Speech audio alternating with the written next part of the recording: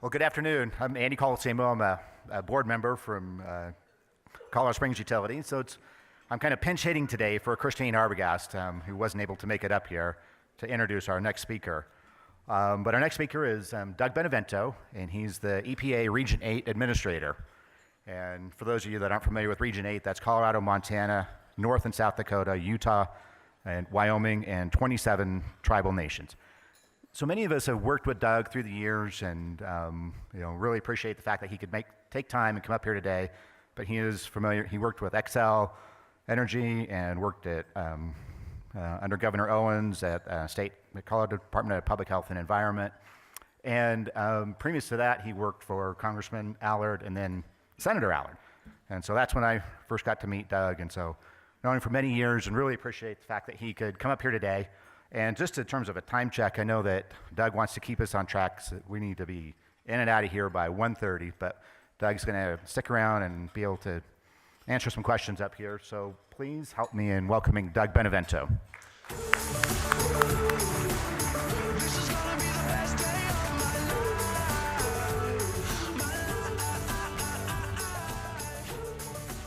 Thank you for the introduction, Andy. And I've known Andy a long time. Actually, Andy succeeded me in my job in Allard's office when I left to come back to Colorado to work for Governor Owens. Andy Colosimo took my job and did it much better than I did, I have to say. He and Brooke have been friends for a long time. Well, thank you all for having me up here. It's a great honor to speak before the Colorado Water Congress. This is an organization that throughout my career has been crucial in educating me in the important role water has played in Colorado's development, and more importantly, informing the principals I've worked for, Senator Wayne Allard and Governor Bill Owens. What I've learned from the Water Congress is something that stays with me even today, in particular the impact that environmental laws can have on Colorado's water allocation system. We have a state that is economically vibrant because of a water allocation system that provides for the best use of our most scarce resource. The use of water in the state of Colorado is an issue of federalism. We have a state system that manages the quantity side, and you have federal law that manages the quality side. And over the years, my years in government, whether in Congress, working in Congress, or as head of CDPHE, when we implemented the Clean Water Act, I viewed my job as ensuring that whether it's under the Clean Water Act, which the state runs with EPA oversight, or in my current position directly implementing different federal programs, that it's my job to make certain that we don't frustrate the state's effort to allocate water for its best use through the implementation of water quality laws. And this can be done respecting both laws. You know, a good example is just yesterday I was briefed on the Northern Integrated Storage Project, a project that when completed will provide water to communities in northern Colorado. This project is undergoing review right now, and our role, EPA's role in this project, is to assist the Corps on the EIS. You know, while I'm not prejudging the outcome, I want to note a fact that water storage projects are going to be more important in Colorado in the future, and federal agencies must continue to work cooperatively with water providers on these projects for the future of Colorado. I believe federal environmental laws can be implemented so that their statutory terms are met and also allow for projects such as this to proceed.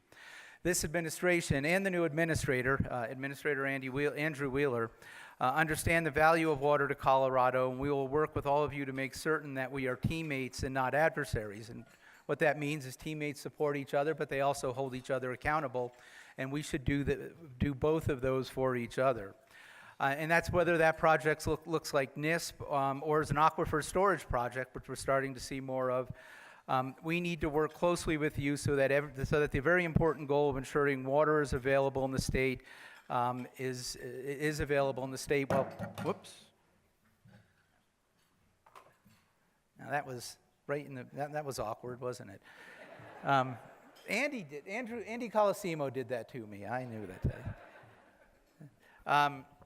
But I'm just grateful. Those were the stories he chose to tell about me, by the way, because we do go back a long way. I'm encouraged by the work that has happened between EPA and the state. The work that we've done with the CWCB and the Colorado Water Supply Lean event that was sponsored by both the state and EPA, I think shows that a partnership can work and shows that we can work together. That type of collaboration is important because the intersection between water quantity and quality will occur, and at EPA I want to make certain that we understand what y'all are trying to do. We understand that my folks that are implementing law understand what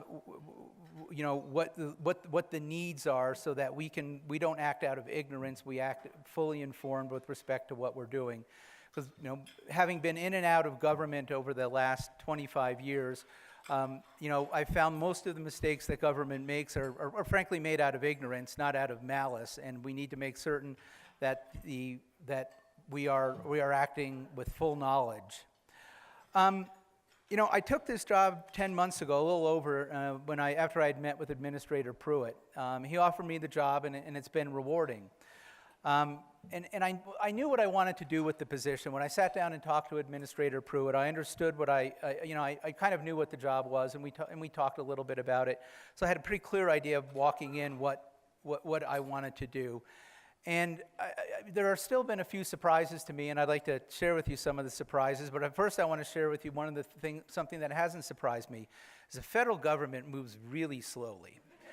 And that's not always a bad thing. There are times when deliberation is important, but at times things get slowed down so significantly because in an agency we can be so risk adverse. And to get to that final decision, people always seem to want that next piece of information. And at times you just got to cut it off and say, look, we've got enough, we need to act, let's make a decision. And so one of the things I've tried to do is improve our decision-making process by actually making decisions, by actually saying we have enough, let's move forward. And frankly, I've done it with some success, and I'll talk about those, and I've done it with some failures, and I'm not going to mention those. One of the things that has surprised me, though, is the openness of this administration, is my ability to participate in policy making back in D.C. When I discussed this position with Scott Pruitt, one of the things I said is, look, I really want to do things, and I have opinions, and I have opinions on policy. And by the way, the West is different.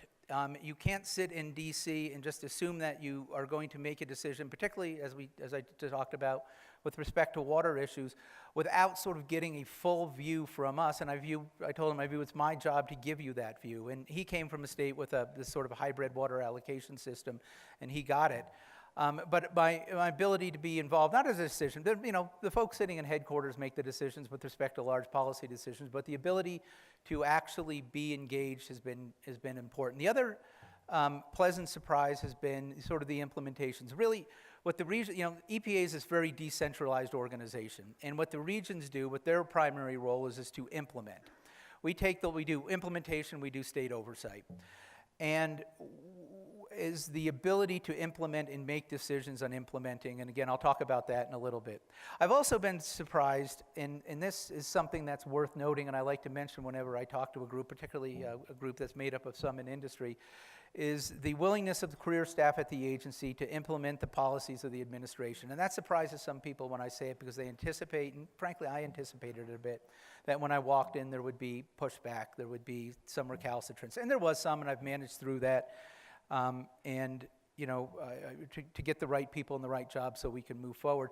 But what I found is that the career staff there actually wants to know, okay, talk to me. I understand the broad policies laid out. What does that mean for my job, and what do we need to do to move forward? And I had one message for them. I want you to serve me as well as you served the previous administration.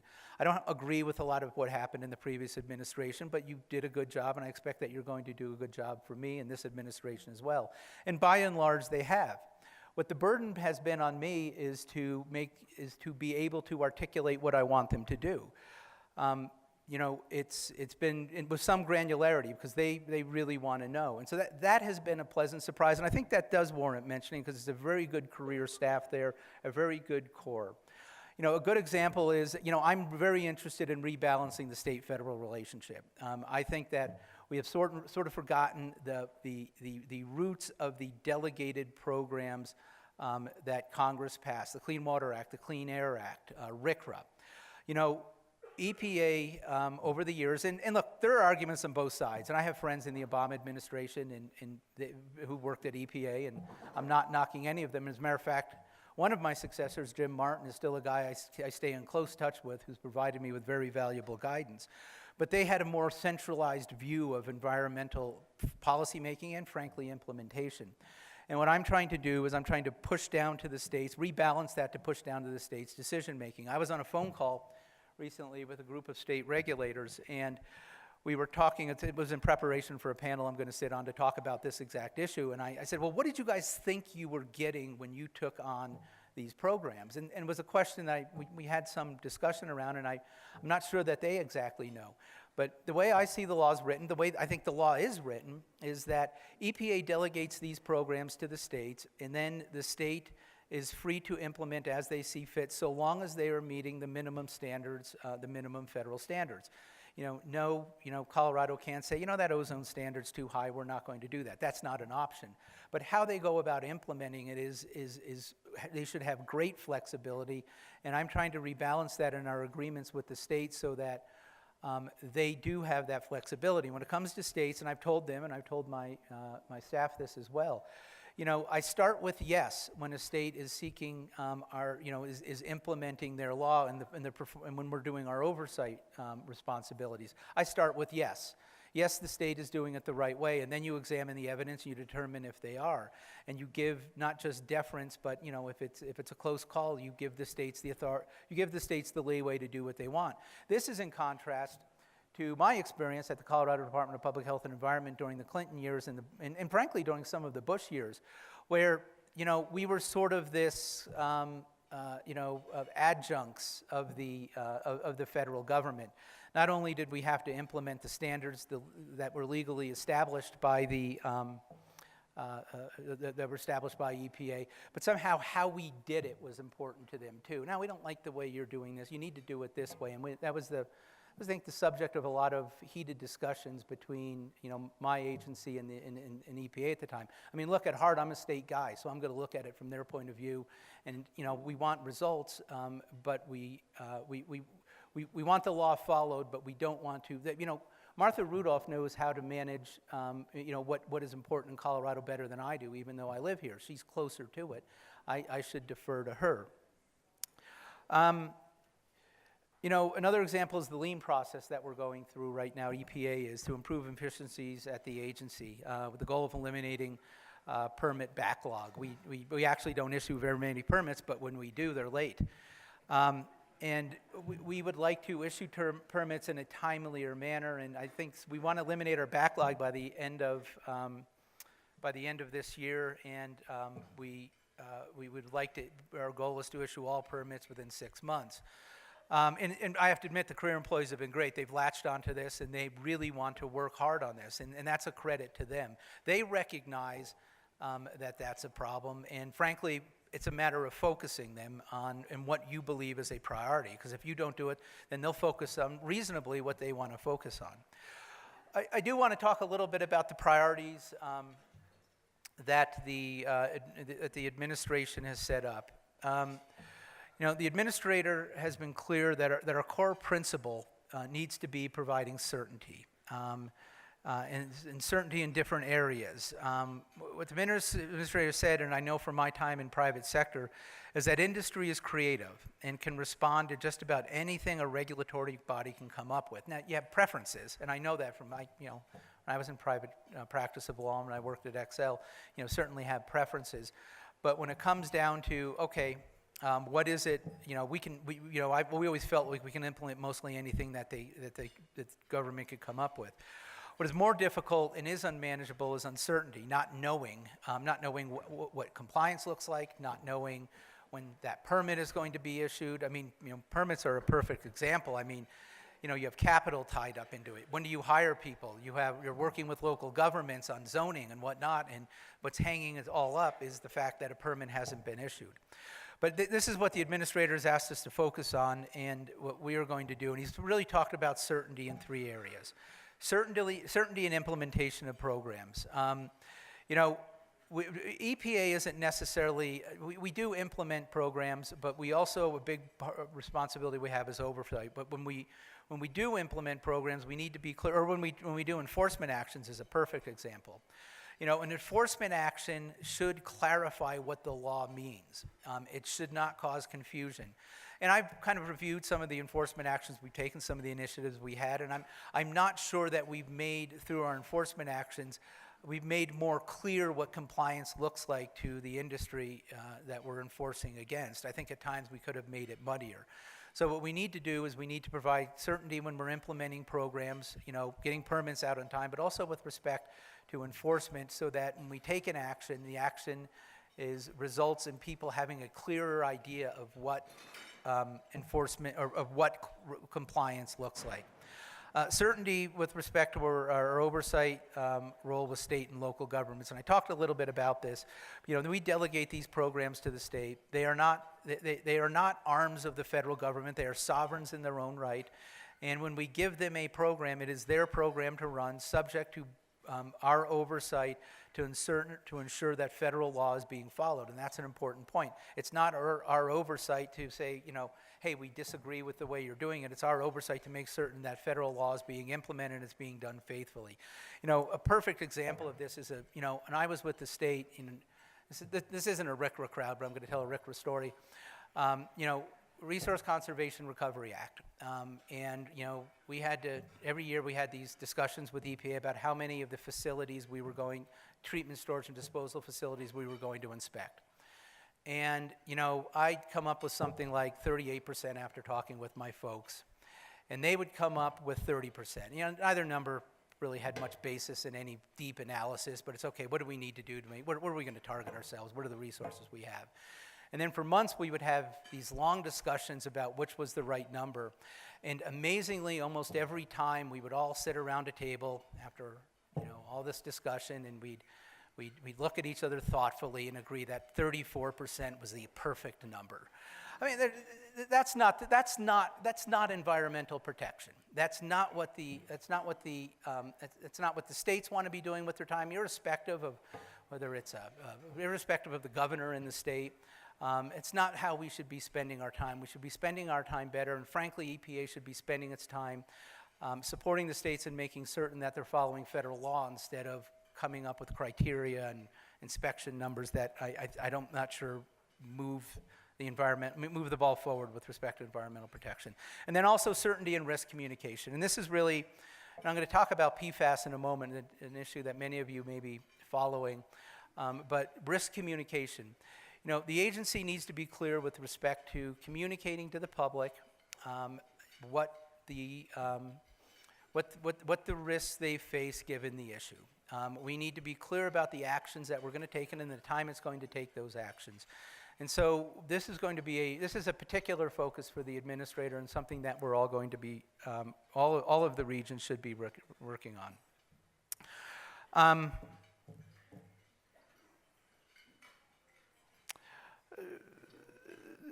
There are going to be, and there's going to be plenty of opportunity for us to provide certainty. And I want to talk about a few issues that are out there that we're working on. To name a few, the rewrite of WOTUS, emerging contaminants in the water supply system, Safe Drinking Water Act compliance, and generally our oversight and implementation of programs. Before I do want to spend a little bit more time talking about certainty and implementation, because this runs to the core of what we can directly impact at EPA.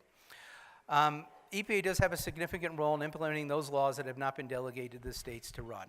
We need to do a better job of implementing those responsibilities, and I'll talk about drinking water in a moment.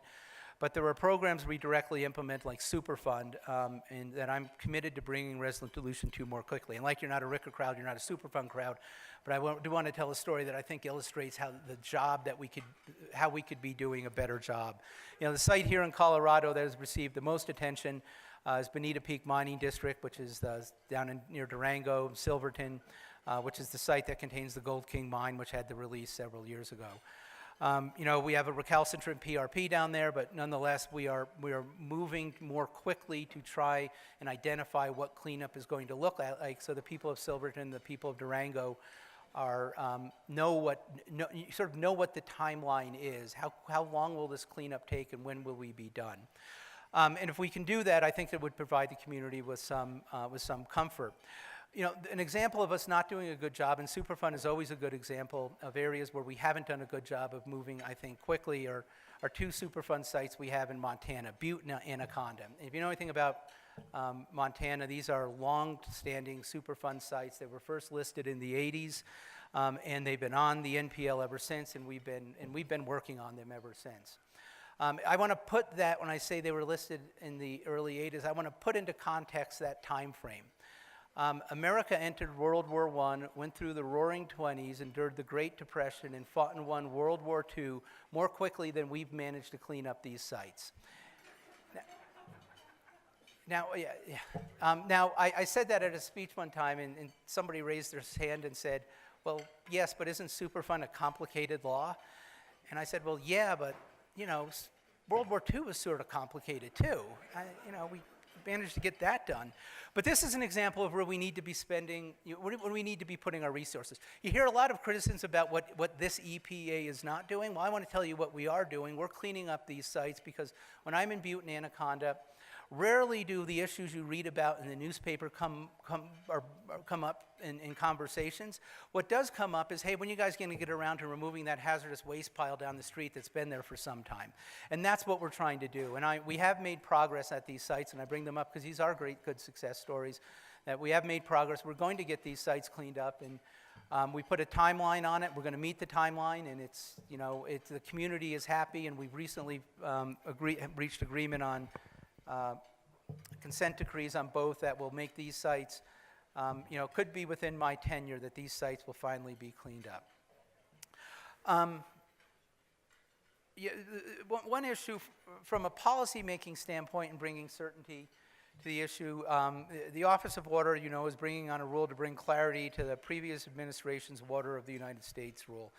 There are legitimate concerns this rule is overbroad and doesn't reflect regional differences. It's too one-size-fits-all. Further, there were concerns that what is actually a wetland is not clear. That there were producers, particularly if you go to the Dakotas, who were saying, I'm not certain about I've got to stop and call NRCS every time to make certain I'm not violating the law, particularly when they've been in the prairie pothole region. So the agency is in the process of seeking comments to repeal and replace WOTUS through 3 steps. The first step, step 0, is designed to delay applicability of the rule to 2020. Step 1 is to repeal the 2015 rule, which we're currently reviewing comments on. The comment period is closed. I think we received over 700,000 comments, and so we're going through those now. And step 3 will be the new rule to replace the original rule, which is undergoing OMB review right now. You may have read that recently a district court in South Carolina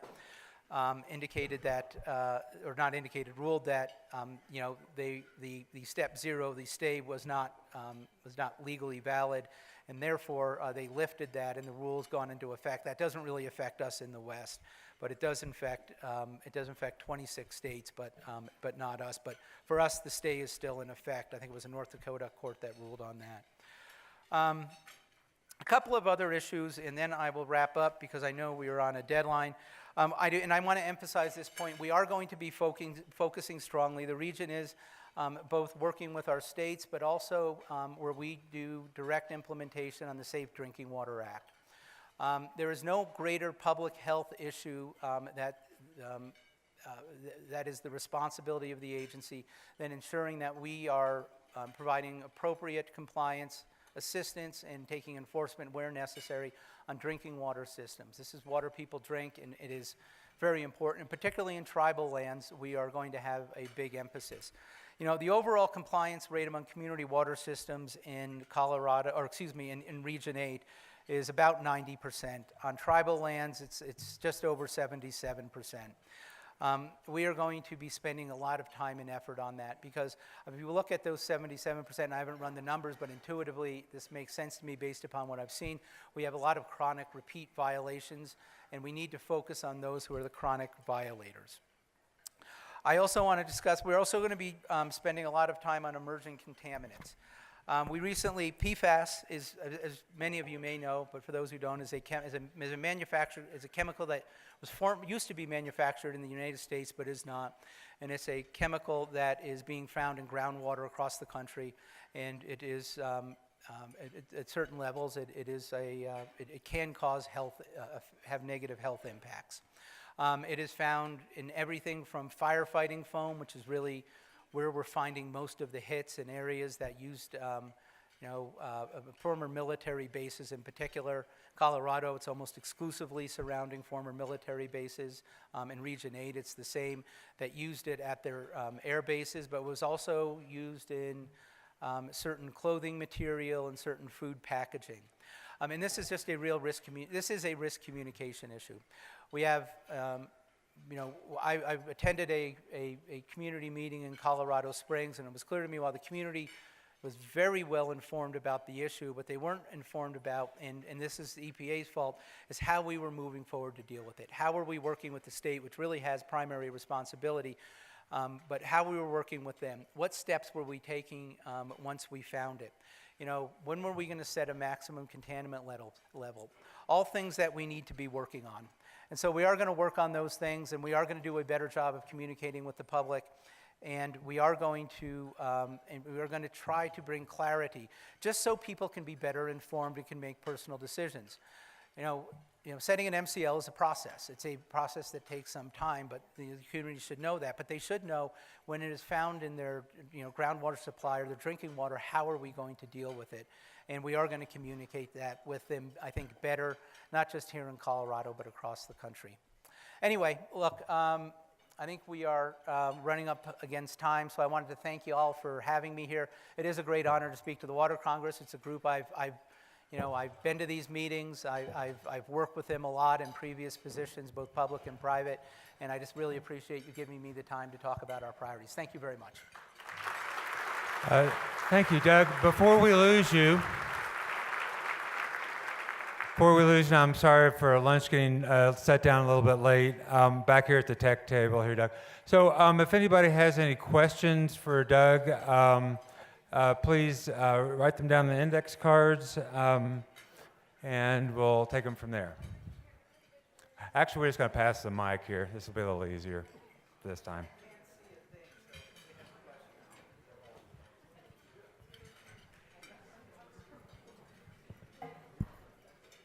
Melinda Casson with the Theodore Roosevelt Conservation Partnership. Hi, Doug.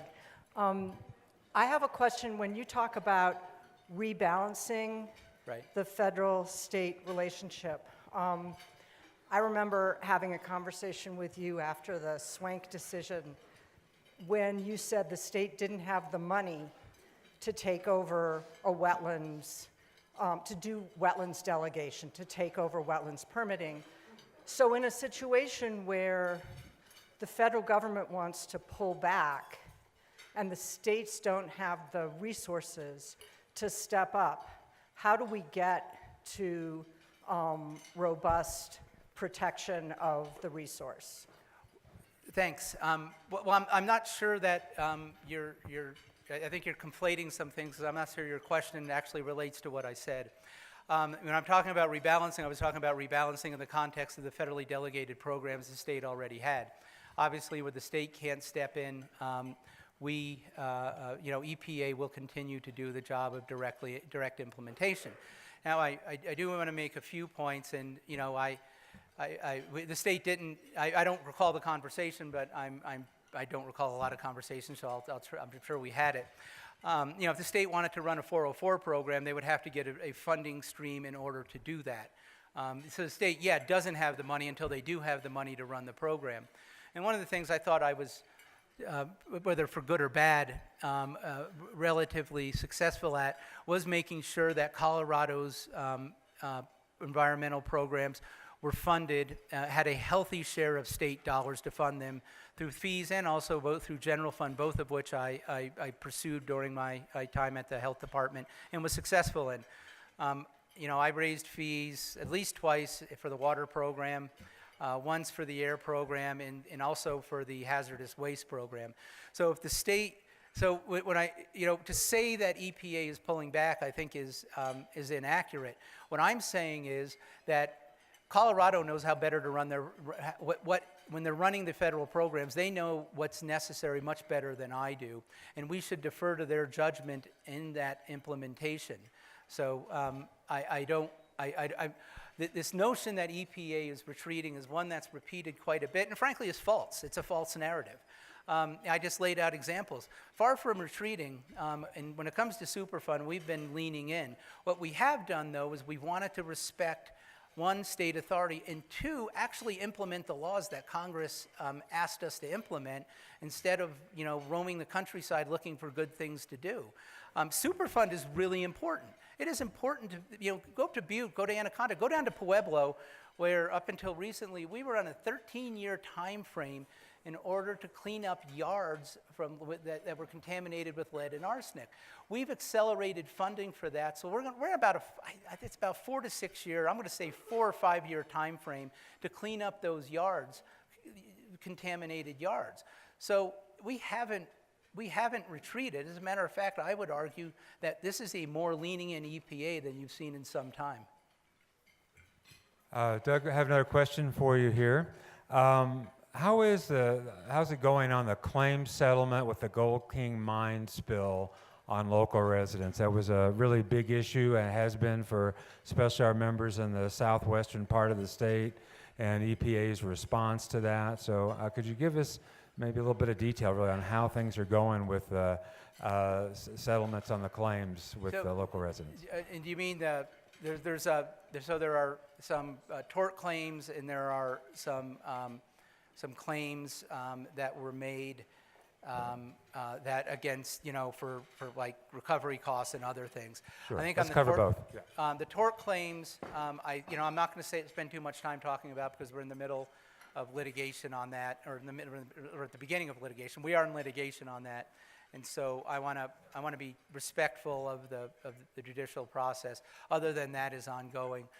There is ongoing review also of claims that have been made that were, Administrator Pruitt went down there and said, hey, look, we need to review the claims that were denied. And so the government had denied claims under sovereign immunity. We need to relook at those claims and see if, in fact, there's some responsibility we should take. My understanding is that process is still ongoing. Other questions? Either write down in cards or raise your hand. It's a very rare opportunity that we have for an EPA administrator. We have one over here. Doug, if you could hang on just a second, let me move over here with the mic. Where was the question? All right. Thank you for being here in Colorado, sir. I'm glad to hear you talk about Clean Water Act. We have a situation in the lower Arkansas Valley where there's contaminants in the current water supply.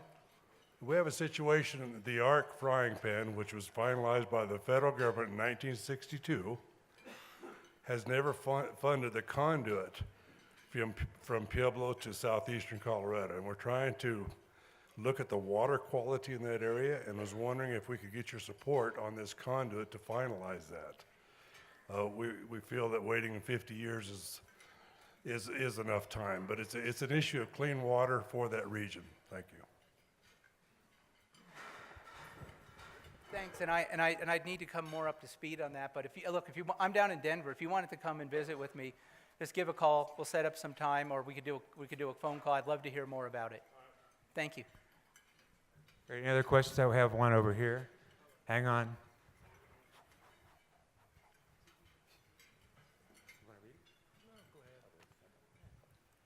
Okay, follow up on the Gold King, and it says, why won't EPA release the public comments until after EPA's decision? So there's been a lot of public comments. And I could have written that question. We are going to.